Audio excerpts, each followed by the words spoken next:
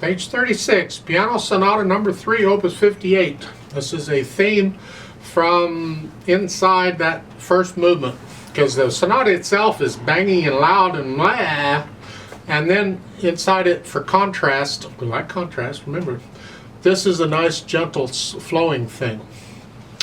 The Allegro maestoso thing, well, it's more maestoso than Allegro, so don't get carried away. It's not like it's fast.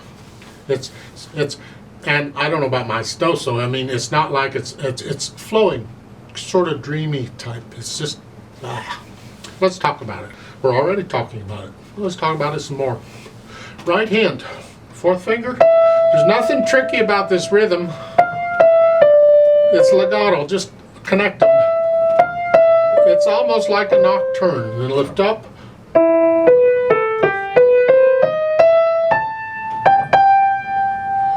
So just let it flow. It's nice. And then the third line down on page 37, again, it's loud here and it's sort of a little more exciting, but keep it not too exciting yet.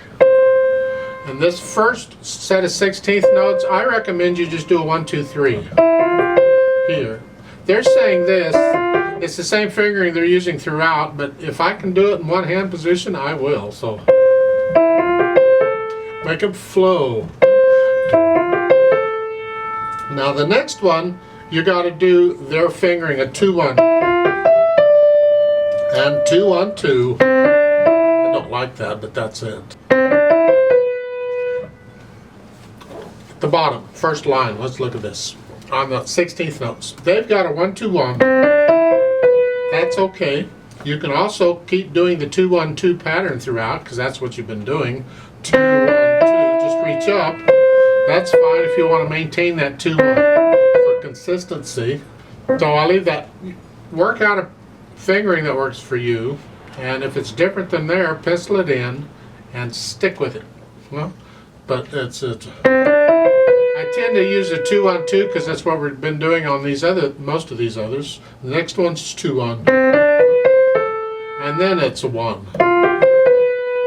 and then for the last one, they're saying a 2-1-3. Because there's a D on the next page. However, I can get all this in one hand position. So here I do a 1, 2, 3. Here, that's my preference because I don't have to cross over the thumb. Top of page 38, it's here. And then we got some more of what we already had. Finger it the same way, whatever you fingered before.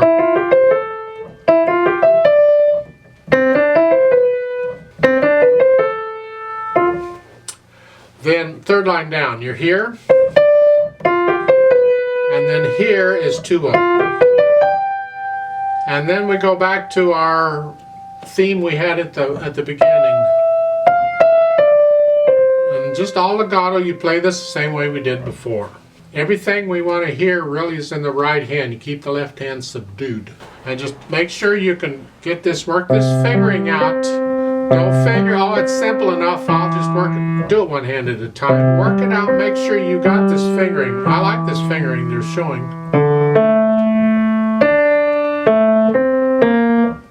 Second line, first measure, look out. On the last two beats, they're saying a thumb. The reason is, it's legato. We're fingering it legato, and this helps to reach that. Because if you can reach that from a third finger, then you don't need to put the thumb on that. So it's here. It's up to you how you do it. Just do it legato. Now, the last line here, I recommend a 4 on the B, because the first 4 notes there, it's a chord. It's a fingering for it, so that's what I use. So it's a 4. Then the second measure, they're saying 1, 2, 4. I recommend a 4 on the last note. So you can reach down with the E, the next note. Remember, it's legato. We want to finger it legato. If you don't want to put a thumb on that D sharp, then use 2, 3, 5. And then you can do a 1, 2, 3, or 4. And then to come down. last chord on that, remember that's still an F sharp. You had an F sharp earlier in the measure. And then go up. Top of page 37, F, and here, and then reach down. So work out this left hand, don't just figure it's simple enough, I'll do it. Third line down, this is a little tricky here. Try and legato and those two note chords at the same time. And I use the fourth finger on the last note because I'm coming down here. On pages 38 and 39, it's more of what we've already had. I don't see a lot going on there. So if you can get the previous pages, you should be able to get these okay. Put the hands together very slowly so that the fingers are working right and you have the right notes and the right rhythms. Speed isn't important right now. Finger it as legato as you can.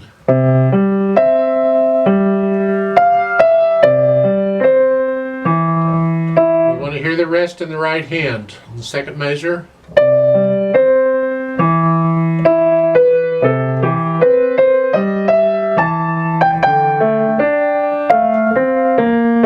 Again, these rest in the right hand. Make sure you're playing them. Lift up and silent there. Second measure, second line.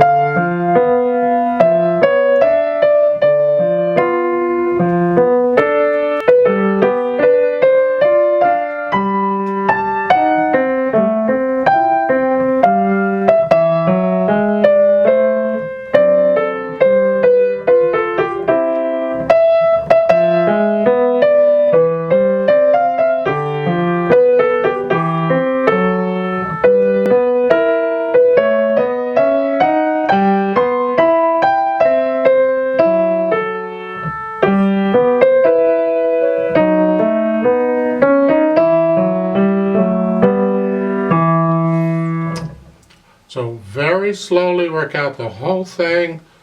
If you can get pages 36 and 37, for the most part you've got it, because the other pages are very similar. It's rather repetitive.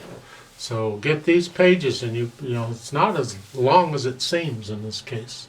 But I want to talk a little bit about the interpretation, the dynamics, the pedaling. So let's talk about that. This is legato pedaling, but we don't want to get it too blurry. So we have to adjust a little bit. At the beginning, they're showing pedaling every measure at the start and then every 2 beats. If I pedal it that way, this is what it sounds like.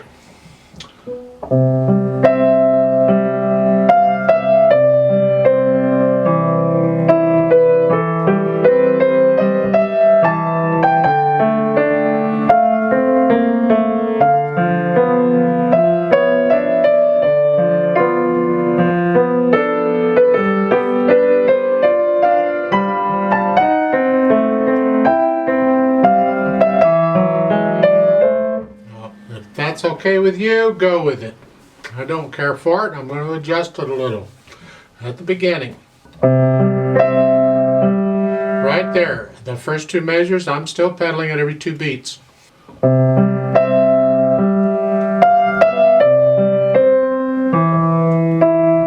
See, that lets me hear the rest in the right hand there, and I like that. Again.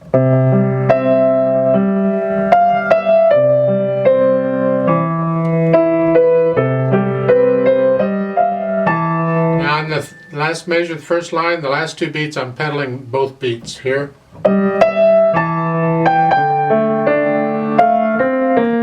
And then the first measure, the second line, I'm not pedaling the last beat.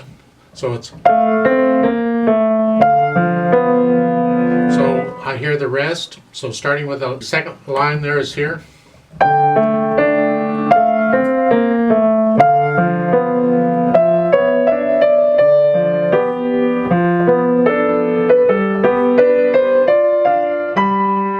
Again, the last measure, or the last line, first measure, the last 2 beats, I'm pedaling separately, so it's here. And the next measure, same thing, the last 2 beats, I'm pedaling separately.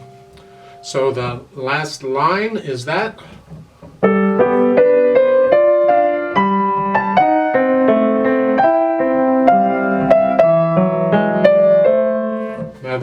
they're here at the last measure here, they're pedaling every beat. That's unusual. Usually they blur it out, but okay, I won't argue with it. Going on, 37.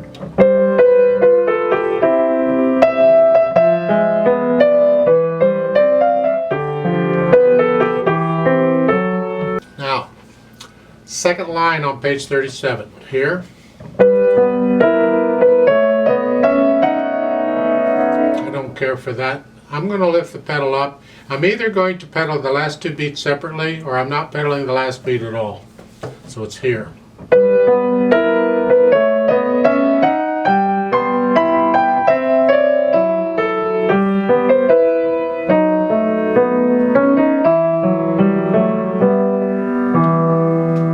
And then lift up before we go on. It's a new phrase, but the left hand is legato, so leave that left hand down.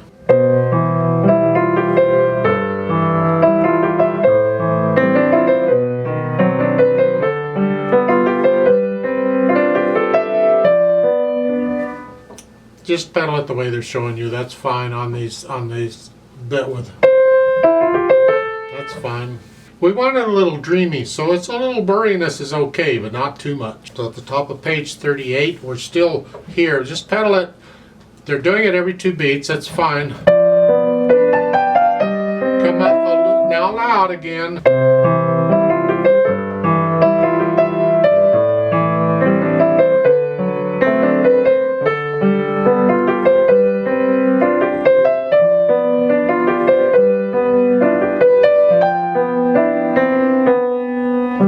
Third line down, last measure, every two beats here.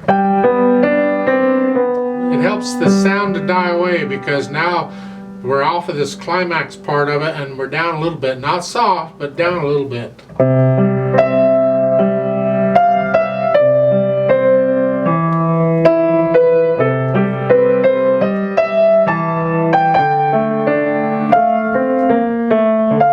So you see the crescendo, decrescendo, you want to feel that. Oh, and then come down here.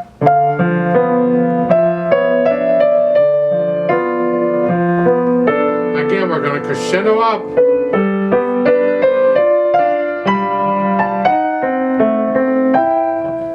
The bottom, and then go on.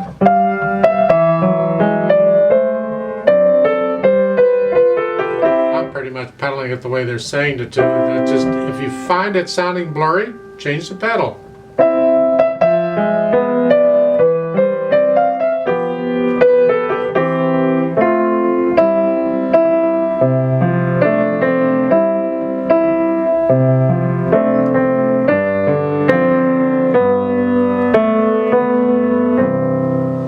Like so. Just real. This should be it sounds a lot better if I would know it well enough to be able to get into it and just listen to recordings of this piece on YouTube or somewhere, and you'll get an idea of the flowing and the dreaminess of this melody.